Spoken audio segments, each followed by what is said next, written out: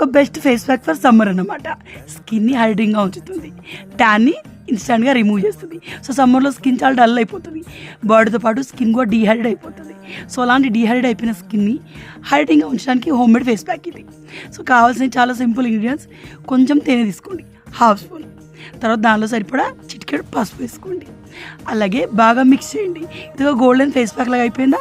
ఇప్పుడు దీనిలో తగినంత పెరుగు వేసుకోండి. కర్డ్ మన స్కిన్ని చాలా ఎక్కువ హైడ్రేటింగ్గా వేస్తుంది. సో సమ్మర్లో కర్డ్ వేసుకొని తిన్నాం అంటాం కదా, అలా మన స్కిన్కి కూడా కర్డ్ అవసరమే. సో దీన్ని బాగా మిక్స్ చేయండి.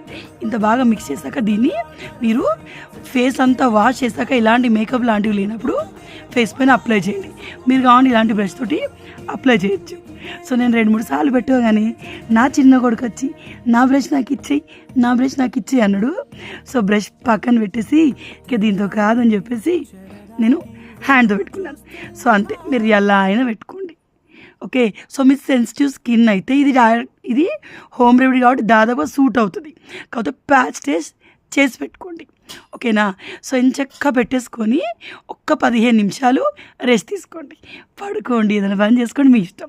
15 నిమిషాల తర్వాత కొంచెం ఆరుతుంది. హనీ ఉందిగా, ఎక్కువ డ్రై అవ్వదు. సో దీన్ని మళ్ళీ ఒక 2 మినిట్స్ మంచిగా మసాజ్ చేయండి. సో ఇందులో స్క్రబ్బింగ్ చేసేవి ఏం లేవు, మంచిగా మన ఫేస్కి మసాజ్ క్రీమ్లా పనికొస్తుంది. ఒక్క 1 మినిట్ మసాజ్ చేయండి.